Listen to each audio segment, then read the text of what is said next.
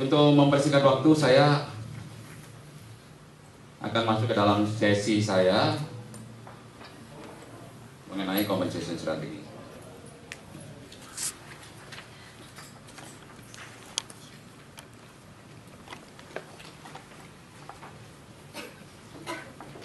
Baik, selamat datang para ibu dan bapak sekalian yang baru hadir. Apa kabar? Luar biasa ya.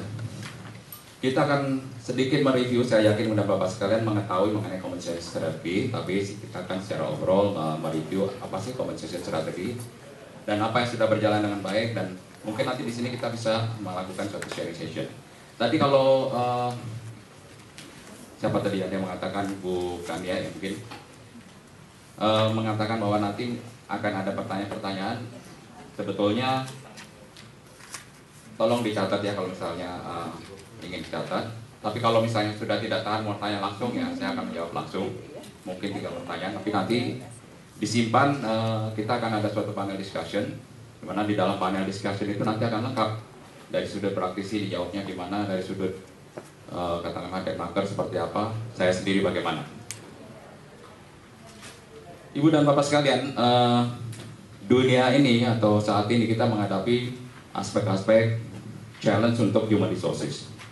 Jadi kalau bicara mengenai human resources compensation and benefit strategy, itu tidak lepas dari challenge yang kita hadapi di dunia ini. Yang pertama tentunya adalah globalisasi. Saya yakin semuanya paham mengenai globalisasi. Kita tidak bisa lagi membatasi karena semua orang udah punya akun Facebook, semua orang punya Twitter. Indonesia sendiri adalah mungkin negara nomor 2 atau nomor 3 di dalam Facebook. Disebutnya Indonesia sebagai salah satu Facebook nation yang terbesar di dunia. Twitter juga gitu, kita trending topik ya. Trending topik yang menarik ya. Seperti Raffi Ahmad ditangkap, BNN. Semuanya juga itu adalah globalisasi. Bukan cuma orang di sini yang bisa mengikuti berita-berita di Indonesia, tapi orang di luar negeri juga. Kemudian yang nomor 2 adalah the war of top talent. Terjadi bajak membajak, bukan bajak membajak sawah ya, bajak membajak employee dari satu perusahaan ke perusahaan lainnya. Saya rasa mungkin ini juga challenge yang dihadapi. Kemudian nomor 3 adalah increasing pressure to employee. Karena teknologi ini makin lama makin 24 jam, pressure ini juga terjadi pada employee. Karena apa? Mungkin ibu dan bapak sekalian memiliki Android, memiliki BlackBerry. Jadi bekerja rupanya sudah tidak cuma 8 jam. Kadang-kadang bos kita, BBM kita malam. Ya, ada yang mengalami itu? Kadang-kadang pagi-pagi baru subuh aja udah habis sholat subuh ada yang BBM gitu ya, tanyakan mengenai pekerjaan dan sebagainya. Jadi itu adalah kenyataannya. Jadi employee juga mengalami tekanan-tekanan. Karena apa? Karena teknologi juga berkembang 24 jam. Lalu ini nggak itu lagi. Lalu yang berikutnya adalah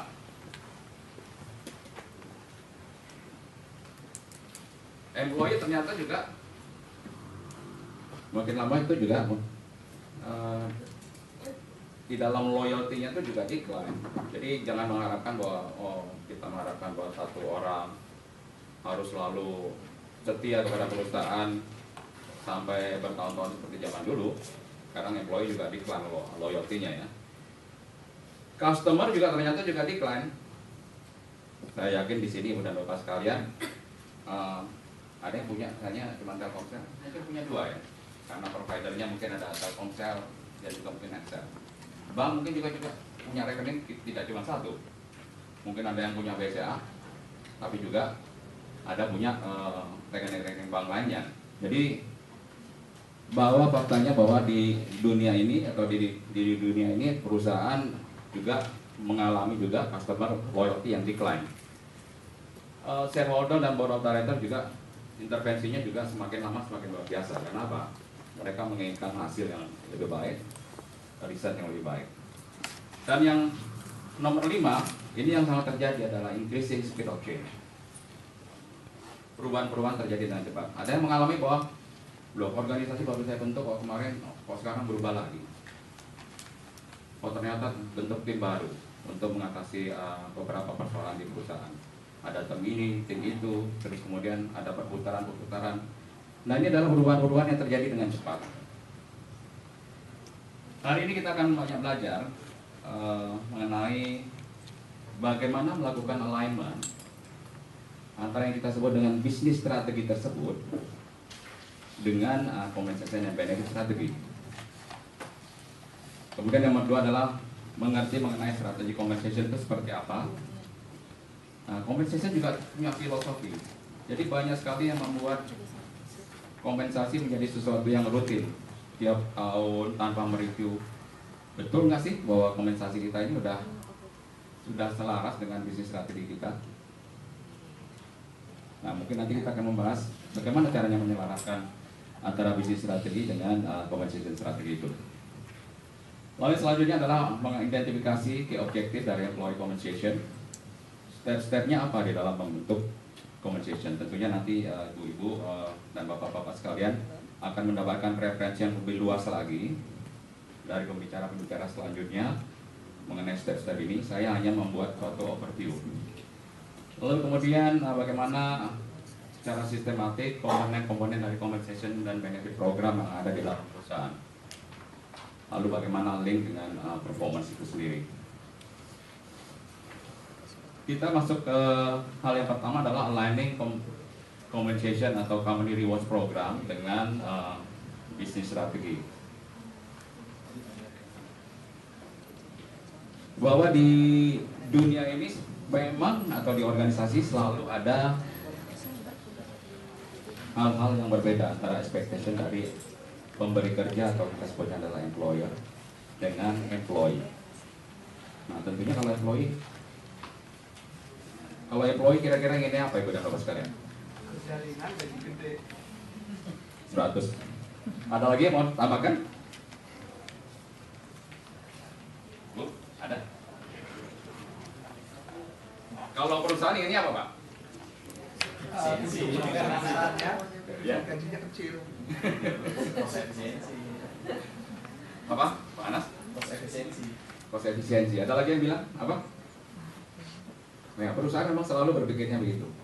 Apa yang saya keluarkan, apa dong benefit returnnya buat saya? Iya kan? Selalu ditimbang ya. Kalau misalnya kita sudah mengeluarkan begini, ya, selalu di challenge-nya adalah itu. Lo budgetnya segini persen. Apa yang saya bisa dapatkan komitmennya dari employee? Jadi kalau employer expectation jelas, bagaimana meng-create suatu rewards yang mendrive dari business performance, ya. Lalu juga punya keinginan juga bagaimana merewards. Memang kalau kita punya uang, dia akan sebarkan semua uang untuk employee-nya. Mungkin tidak, mungkin dia akan pilih-pilih rewards kepada right talent dalam organisasi. Kalau ibu dan bapak sekalian tahu organisasi seperti Samsung, bisnis strateginya berubah-ubah. Kalau dilihat Samsung pada saat pertama berdiri, itu adalah pabrik mie. Ada yang tahu? Samsung adalah core bisnisnya adalah sebetulnya makanan, tapi sekarang berlari ke teknologi. Bisa dibayangkan bahwa kalau bicara pakai teori apalah human resources ya, retaining key talent, apa ya yang dulu jago mie terus kita akan retain sampai sekarang? Ya mungkin enggak gitu ya, karena sekarang dia udah beralih ke pembangunan lebih banyak ke devices elektronik. Dan banyak sekali organisasi di Indonesia yang berubah juga. Core kompetensinya berubah, prioritas bisnisnya berubah. Contohnya ada beberapa bank yang dulu, kalau bank zaman dulu mungkin mainnya adalah memberikan loan-nya adalah syndication loan, investment dan lain sebagainya. Mungkin bank yang sekarang beralihnya pada retail banking. Karena apa? Karena sudah diajar dengan bisnis moneter beberapa kali. Dan ternyata yang paling kuat adalah sektor bisnis, bahkan sekarang sampai ke mikro. Jadi berlomba-lomba bank sekarang ciptakan bisnis yang sifatnya mikro. Nah itu adalah beberapa hal yang bagaimana bisnis strategi harus diikuti oleh perubahan-perubahan dari SA strategi dan tentunya adalah compensation and benefit strategi. Nah di dalam retain pun nanti kita juga akan lihat perlu sekali ada strategi yang kita harus sikapi di dalam retain talent. Yang ketiga tentunya adalah cost efektif. Cost efektif ini penting buat organisasi, karena bagaimanapun juga semua ini ada batasnya. Dulu Pertamina bicara, oh Pak, kami ini BUMN Pak, kami memberikan benefit itu unlimited. Sekarang apa yang dilakukan Pertamina? Orang-orang yang baru dimasukin asuransi. Bicara juga mengenai Telkom, sama. Cara mengenai Telkomsel, sama.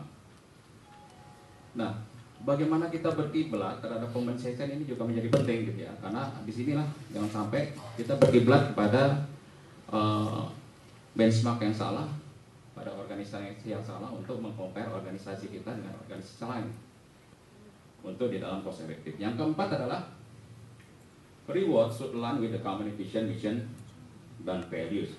Tentunya bagaimana kita mengalokasikan budget, bagaimana kita mendrive. Sebetulnya Ibu dan Bapak sekalian, kalau boleh saya tanya, apa sebetulnya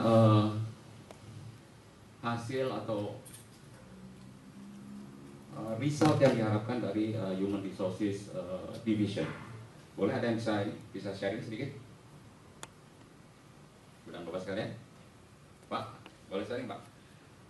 Organisasi atau perusahaan mengharapkan hasil apa Pak dari tenaga kerjanya Pak? Produktivitas. Dari mana Pak? Dari Coca-Cola. Bapak, apa Pak yang diharapkan oleh perusahaan Pak? Engagement. Pak Kana? Efisiensi. Ibu? Loyalty.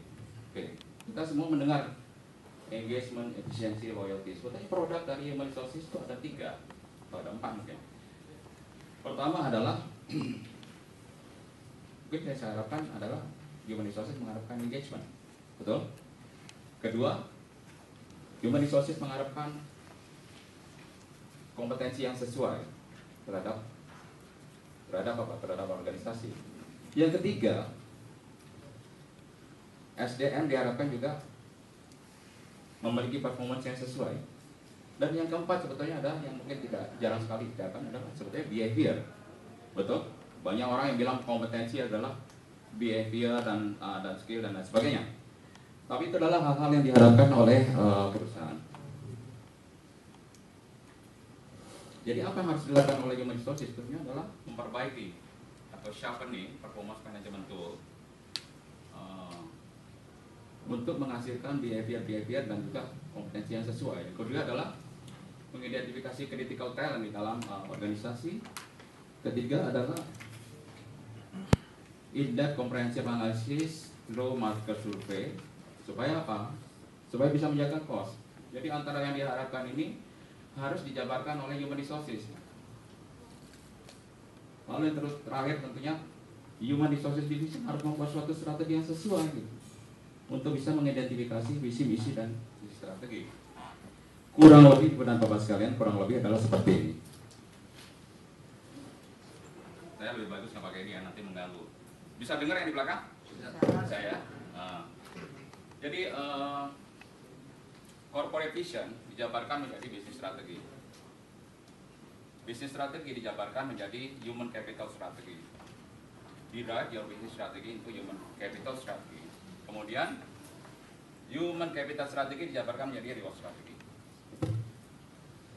Itu adalah tahapan-tahapan sehingga untuk melakukan reward strategi yang sesuai tentunya adalah filosofinya harus seperti apa supaya bisa menjabarkan 3 di atasnya ya. Kalau udah bicara filosofi ya ada base strateginya mau seperti apa. Nah, tentunya kita harus memilih strategi yang seperti apa yang sesuai. Apakah iya semua posisi kita atau semua job yang ada di dalam organisasi mau kita posisikan seperti market yang ada yang menjadi tujuan kita, atau Ibu dan Bapak sekalian memilih ada beberapa posisi yang sangat tinggi sekali karena bisnis strateginya memang posisinya harus mengedepankan orang-orang. Contohnya adalah saya sangat relate sama orang sales, saya sangat relate sama orang-orang marketing saya. Mereka harus sesuai dengan market, kalau enggak mereka diajak. Yang lain-lainnya, oke lah. Saya bayar di 50% market, 25% market, apa-apa. Kalau ibu dan bapak sekalian punya katakanlah, saya bilangnya adalah messenger atau OB. Oh, Pak, OB saya adalah the best in the market, Pak. Perlu seperti itu? Mungkin tidak ya. Nah, itulah hal-hal yang mungkin di dalam entire bisnis strategi belum bisa juga kan ya. Perlu kita lakukan. Jadi apa yang kita akan bangun di dalam reward strategi ini sangat menentukan untuk menjaga dari cost dari human capital kita. Lalu ibu dan bapak sekalian tentunya mengenal, mudah-mudahan ini nanti nih bahan akan dibagi mudah mudahan. Udah dapat semua belum kan ya nih? Udah ya? Di dalam CD ya? Jadi nanti bisa sharing di dalam organisasi. Ya, nanyanya boleh. Jadi di dalam organisasi ada intrinsic, ada extrinsic reward. Jadi jangan bilang bahwa memberikan uang saja dengan cukup. Ya kita juga kalau misalnya mengkompensasi orang dengan uang saja juga mungkin orang bisa pergi gitu. Bahwa kita melakukan survei banyak sekali hal-hal yang sebetulnya di luar intrinsic, di luar extrinsic ada terdapat hal-hal yang extrinsic. Kalau kita sebutnya adalah intrinsic, hal-hal yang terkandung di dalam semua job itu tentunya bersifat intrinsic. Contohnya adalah afiliasi, organisasi, challenge di dalam pekerjaan itu adalah menjadi hal yang sangat penting. Ada seseorang yang digaji dengan sangat tinggi, tapi tugasnya setiap hari suruh, Pak, Bapak saya gaji berapa? 10 juta. Tugasnya apa Pak? Saya, ya garis-garis saja. Bukan kotak aja. Ya, mungkin lama-lama dia keluar ya, bosan kali ya. Dia banyak sekali organisasi yang kejam ya untuk mengeluarkan orang gampang aja. Gaji saya nggak kurangi.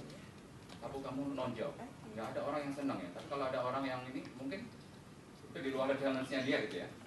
Dikasih kerjaan yang tidak sesuai dengan background-nya. Gaji tetap dibayarkan.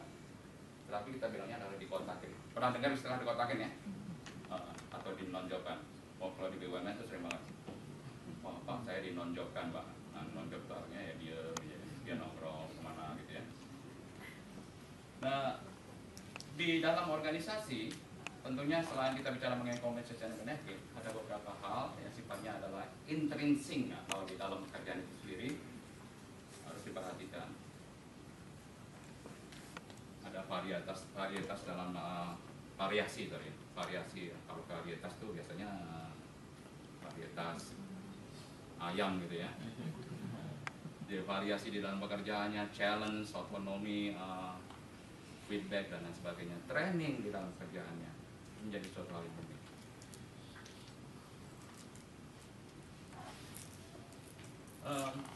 Kompensasi adalah menjadi salah satu hal yang sangat penting di dalam organisasi atau di dalam HR function. Kompensasi adalah suatu alat atau tools yang bisa mereinforce atau membentuk culture. Jadi kalau HR membuat desain kompensasi yang salah, mereward behavior yang salah, ya behaviornya jadi salah. Contohnya, kerja rajin, nggak rajin, dikasih salary increase yang sama, behaviornya jadi apa? Jadi sama kan? Oh, buat apa? Untuk kerja rajin, kerja rajin juga gajinya segini, nggak kerja rajin juga gajinya segini, naiknya juga sama-sama segini. Nah, kayaknya ini adalah menjadi hal yang sangat penting untuk membentuk culture dan key values. Atau ada significant mismatch antara kompensasi, ada suatu ketidaksesuaian antara kompensasi, dan tentunya ini akan menjadi penghalang untuk achievement dari bisnis strategi itu sendiri. Banyak sekali cara untuk mengidentifikasi bagaimana caranya mengidentifikasi antara bisnis strategi. Sorry Reza, bantuin saya Reza.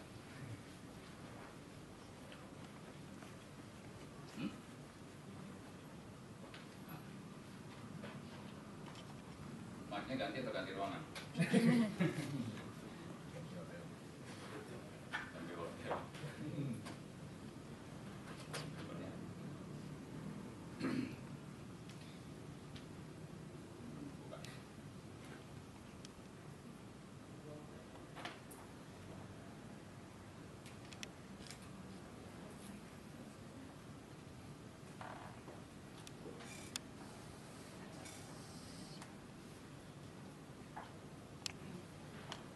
Kalau secara organisasi, ini yang organisasi inginkan atau ini adalah key success factor dari organisasi.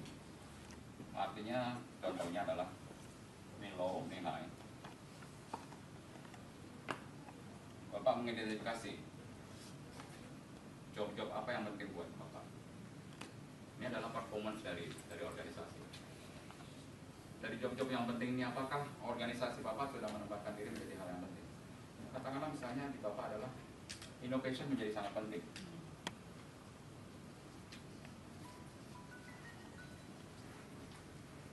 Pertanyaan berikutnya, apakah performance inovasi di dalam organisasi sudah bagus? Kalau jawabannya adalah low, berarti ini masuk ke dalam box yang masih low. Tapi kalau jawabannya adalah performance sudah bagus, dan secara organisasi juga inovasi juga bagus, berarti Bapak sudah melakukan strategi yang benar. Tapi kalau yang diharapkan adalah di sini, performance yang ada adalah di sini, berarti ada suatu gap antara sini dan sini. Nah, kelihatannya cuma gambar tarik garis ya, tapi kalau diturunkan, ini menyangkut kompetensi, ini menyangkut rekrutmen, ini menyangkut adalah juga pemilihan orang-orang atau talent.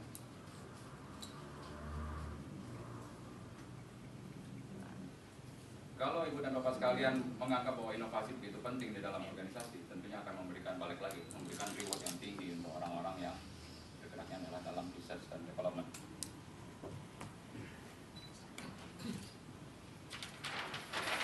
Kalau ini ada salary structure, kan biasanya begini ya. Adalah garis salary structure di dalam organisasi. Minimum maksimum gitu ya. Kemungkinan orang-orang tadi mungkin bisa dikeluarkan ada satu salary structure baru. Satu. Atau kemungkinan juga ada policy yang bilang bahwa orang-orang ini tadi masuk ke dalam persentil yang lebih tinggi.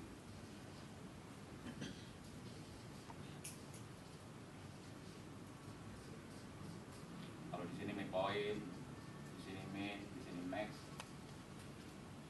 mungkin beberapa kandidat itu.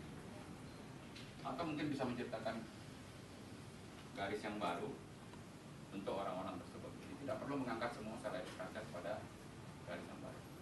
Itu salah satu contoh bagaimana aligning bisnis strategi dengan compensation strategi.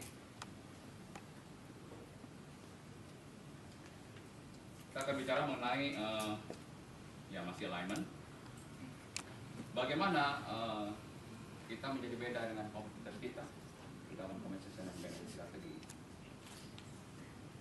Bagaimana compensation and benefit fit dengan total reward yang kita akan ciptakan dalam organisasi. Bagaimana link antara bisnis strategi dan compensation strategi. Bagaimana value dari individual.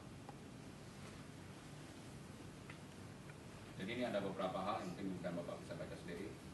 Ini adalah beberapa hal yang penting bagaimana mengkaitkan antara bisnis strategi dengan salary strategi. Jadi compensation philosophy di sini bisa dilihat adalah filosofi dari compensation merefleksi dari organization strategi pada bisnis strategi dan culture. Kemudian nomor 2 adalah mengartikulasikan hal yang penting, objektif apa yang penting dalam organisasi yang harus di-achieve dari compensation. Dan yang paling penting adalah communication dari seluruh employee. Dan berikutnya adalah memprovide foundation daripada desain dari employee dan compensation dan benefit.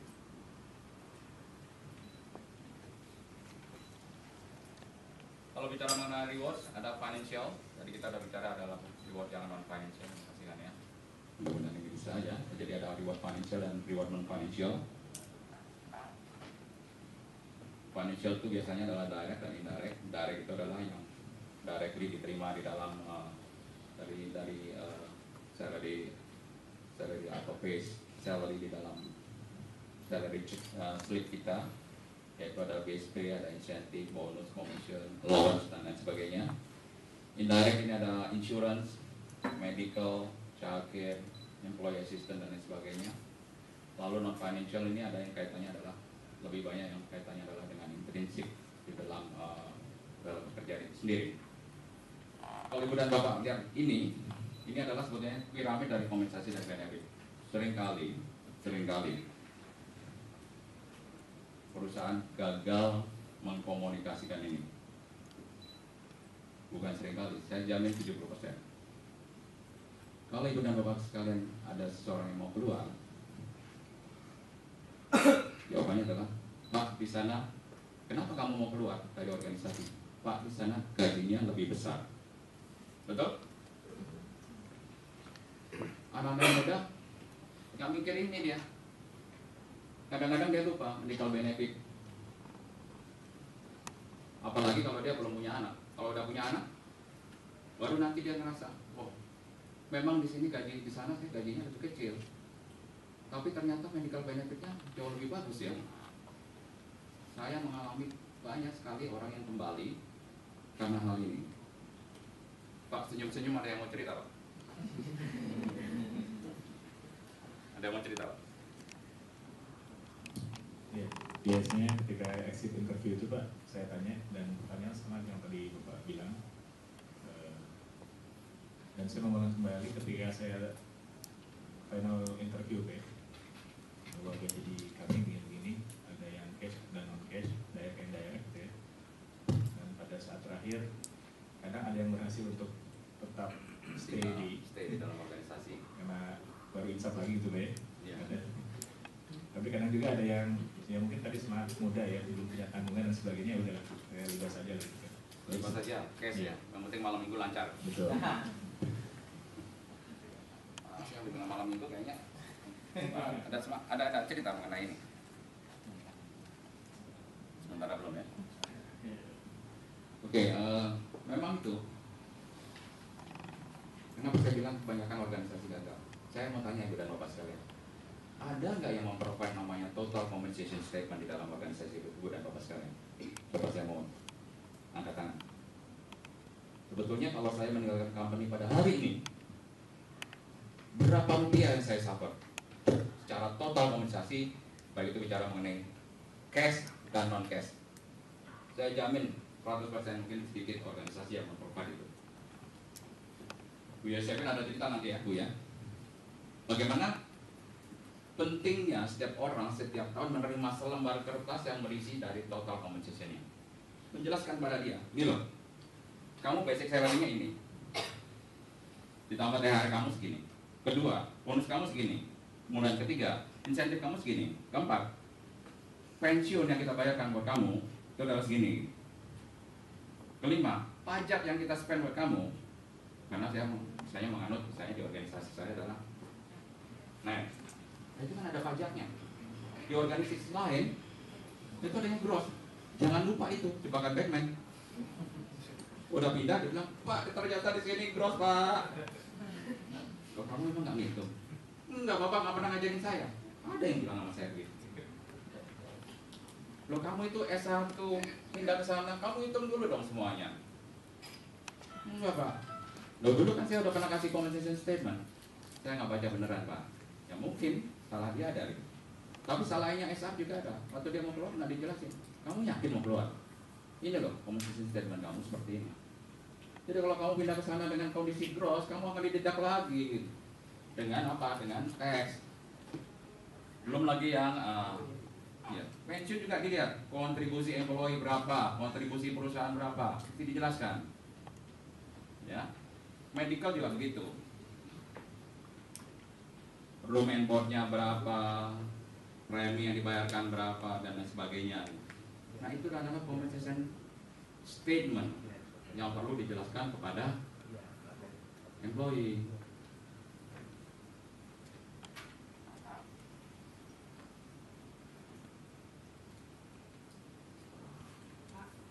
Ya, boleh. Silakan. Paket ini memang menarik gitu ya Pak, pada saat kita exit interview mungkin kita ketemu hal yang paling basic adalah di tempat yang baru mendapatkan angka yang jauh lebih baik. Exit itu yang sering disampaikan. Tapi ada hal yang lebih dari ini, dari paket ini itu saat ini adalah culture. Jadi kalian punya pengalaman di perusahaan multinasional bahwa kalau dibilang tadi ada kompensasi, ada direct sama indirect, ada yang material dan non material. Secara materi kompetitif dengan perusahaan sejenis atau yang lainnya. Secara materi, secara non materi pun bagus karena kami diikat dengan car ownership program dan home ownership program. Tetapi nggak sedikit gitu yang berani untuk meninggalkan COP dan HOP-nya demi suatu culture. Menarik sekali bahwa kompensasi. Di sini kita belajar bahwa kompensasi is not only about cash. Banyak sekali yang orang pergi, apalagi kalau yang udah level-levelnya ini, bukan masalah duit lagi. Bu, kalau ibu bicara teori Herzberg paling atas adalah apa? Self-actualization. Kalau bicara yang di bawah-bawah, masih ya, apa buat tahan ini. Nyebelin banget ini perusahaan teman gue ya, stay aja lah. Karena apa ya? Karena kompensasi dan benefit paling nggak masih dalam jangka pendek ini saya masih. Tapi kalau dia makin lama makin tinggi, self-actualization bicara gitu. Kenapa?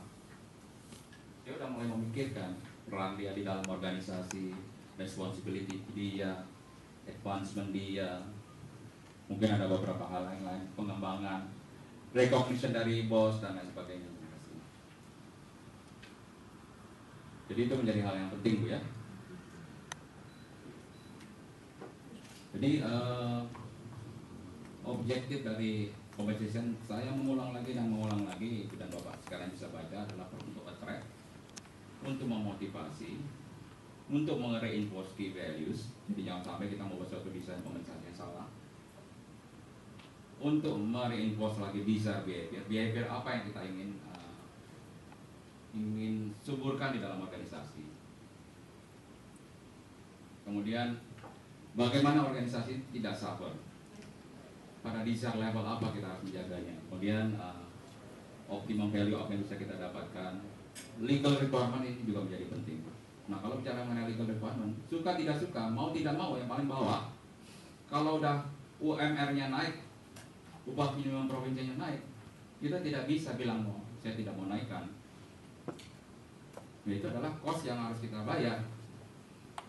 Ya, walaupun sekarang kita baca banyak penutupan ini ya, perusahaan-perusahaan yang sangat kita sayangkan. Equitable treatment. Equitable treatment juga di dalam organisasi menjadi penting. Untuk itu kita perlu performance management system yang bagus. Jangan sampai kita bilang, oh ini anak mas, ini anak ini. Kalau ada anak mas, ada anak kebaga ya. Terus kemudian ada reward employee performance, compensation change juga kalau ada juga mesti diselaraskan dengan baik. Terus kemudian regular compensation review. Berapa banyak di sini yang mengikuti salary survey? Mungkin bisa tunjuk tangan. Yang lainnya nggak ada yang ikut. Wah, Bu Titis bisa sedih itu, Bu. Banyak yang belum ikut, Bu. Opportunity ya. Bu Titis melihat ini sebagai opportunity ya. Jadi ada compensation driver and component. Ya, key principle di dalam merubah rewards kita is your restructuring, compensation benefit restructuring, adding value to your company. Buat apa merubah-rubah kalau nggak ada add value-nya pada perusahaan ya. Kemudian nomor 2 adalah tadi ada dari Bapak tadi yang bilang engagement. Are you engaging effectively with your employees? Kemudian yang ketiga adalah are you balancing your short and long term risk? Ini juga menarik. Banyak yang menyesuaikan kompensasi tanpa melihat efeknya seperti apa. Kalau Ibu dan Bapak sekarang menyesuaikan kompensasi, menyesuaikan base salary, efeknya kepada apa Ibu dan Bapak sekalian? Pajak, ya. Kemudian apa? Makanan? Jump stock tax. Apalagi? Kalau yang punya pensiun. Akhirnya masuk kepada apa? Balik lagi unfunded liabilities. Oh, kita punya utang, tahu-tahu ya, kalau kita udah sesuaikan. Oh, Pak, saya punya utang. Saya pernah nego sampai 1 bulan itu cuma masalah unfunded liabilities ini. Kenapa? Ya salah gitu. Compensation-nya diakselerasi, akhirnya apa? Unfunded-nya naik gitu. Dan dihitung-hitung, di audit, perusahaan akan terbebani ini dalam beberapa tahun ke depan. Jadi ada perspektif, mesti dilihat secara balance antara cost perspektifnya, employer perspektif, employee perspektif, external perspektif. Apakah perusahaan menjadi makin lama makin mahal costnya? Terus kemudian apakah antara perspektif employer dengan perspektif employee tidak balance? Ini mesti dilihat. Ada beberapa hal in educate compensation planning, value tooling, balik lagi. Saya berkali-kali ya, bukan kali ini karena kita bicaranya adalah compensation strategi. Masalah linkage, hubungan, menghubungkan bisnis strategi dengan compensation dan strategi menjadi sangat penting. Lalu kita sudah perencanaan yang sembrono juga akan menghasilkan suatu hasil yang sama. Kontrol dan overpayment juga akan menjadi suatu hal yang PR buat kita di dalam organisasi. Oleh sebab itu, balik lagi ke dasarnya. Human Capital 101, Basic Human Capital, Job Analysis, Job Evaluation, Salary Survey sebetulnya adalah masuk lagi. Kenapa? Salary Survey ini penting. Kalau ibu dan bapak sekalian tidak bisa ikut, mungkin bisa beli gitu kan, di tempatnya Bu Didis, tapi mungkin nanti ada potongan Bu ya.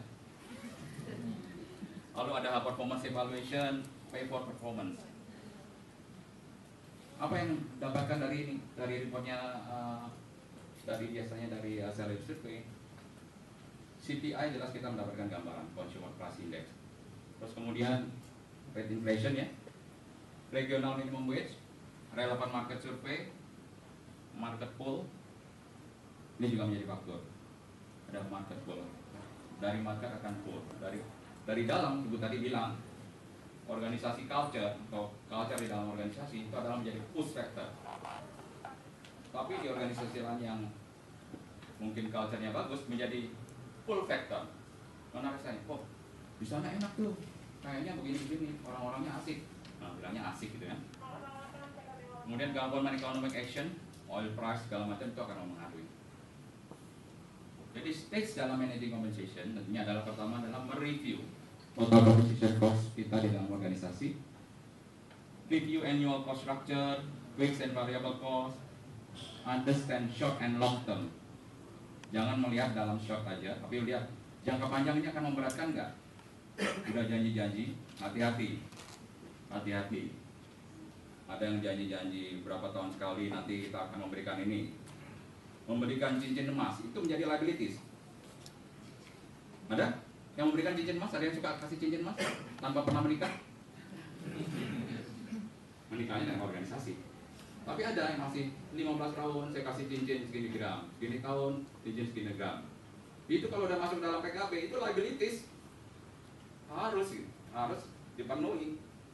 Nanti auditor akan bilang, Bapak gak punya uang berapa untuk bisa beli cincin segini gram. Berapa orang yang akan masuk ke dalam usia kerja segini. Terus kemudian tax implication. Lalu yang kedua adalah participate dalam salary structure. Cari benchmark yang sesuai. Jangan over benchmark, jangan under benchmark. Lihat beberapa job yang kita ingin, oh ini hot job in the market. Kalau hot job in the market, jangan ragu-ragu taruh itu sebagai posisi yang mesti kita retain. Understand your target position, total guaranteed cash and variable cash, compare your benefit, analyze attrition rate atau attrition rate artinya jumlah orang yang desain ya. Lalu calculate your next budget, anticipate increase and need to meet the market, review new government regulation termasuk upah minimum regional, consider any promise dalam CLA, di dalam PKB, apa yang sudah dijanjikan dalam PKB. Kemudian calculate your hiring and promotion, hiring dan promotion di dalam ini dimasukkan ke dalam budget, jangan lupa propose your budget to management. Ini suatu hal yang tough juga. Banyak sekali orang SR yang gagal di sini.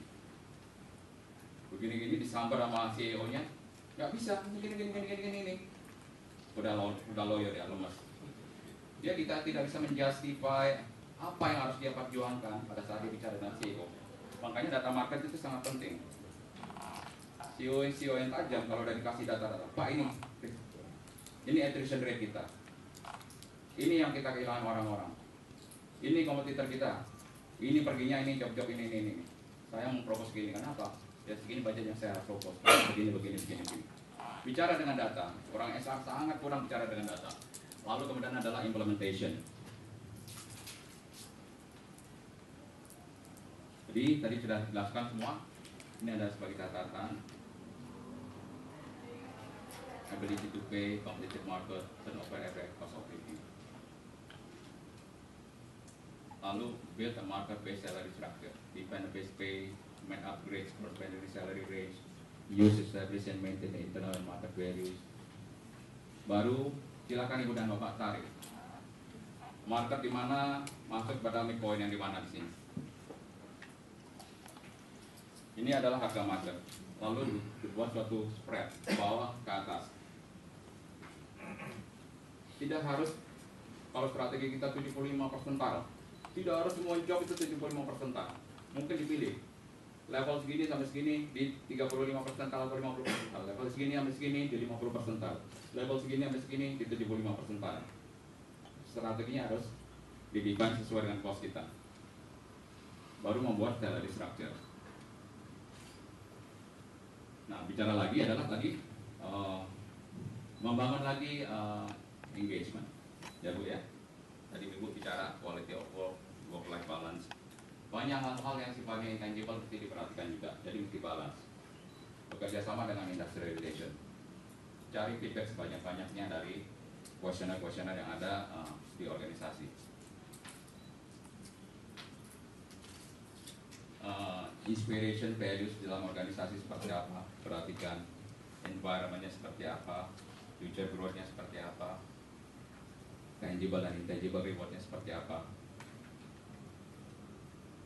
Kemudian di sini ada beberapa yang saya define sebagai work-life balance dan lain sebagainya. Dan yang paling akhir, yang paling penting adalah melakukan communication, dan communication. Percuma kita membuat suatu program kompensasi kalau tidak kita komunikasikan dengan baik. Jadi kita harus sharing. Kenapa tahun ini SR menaikkan gaji 13%? Surat pun juga begitu. Kalau ada surat pun ada kenaikan gaji, tentunya harus kita komunikasikan dengan baik. Memberikan surat hanya selembar kertas, berisi surat mengenai salary di dalam amplop tertutup. Saya berikan kepada Ibu. Silakan baca sendiri.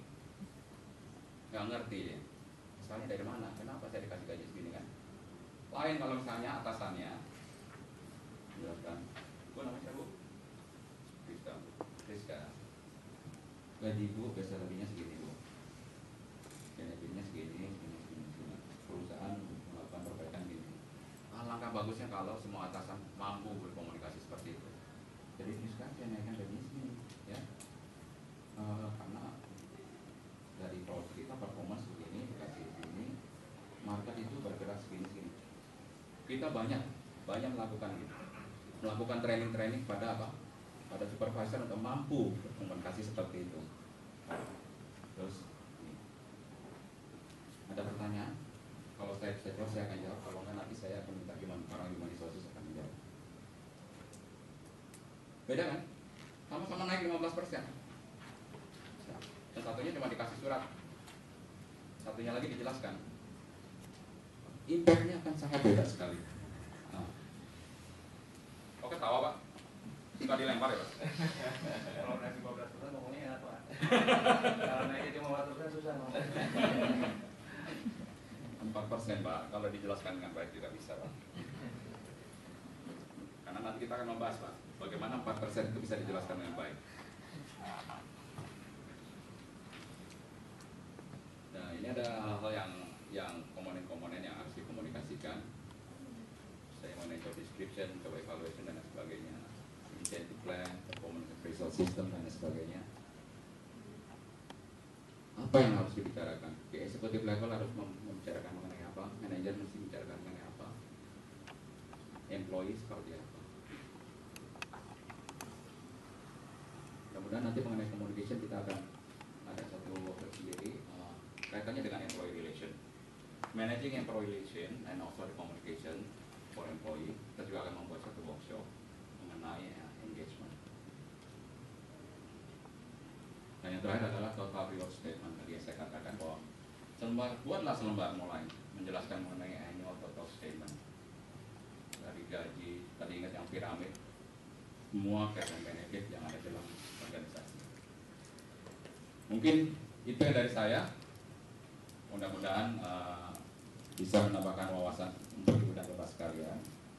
Kalau ada pertanyaan-pertanyaan, kalau tidak ditanyakan sekarang, tanyakan nanti bisa. Silakan kalau ada pertanyaan, saya mungkin buka satu sesi aja.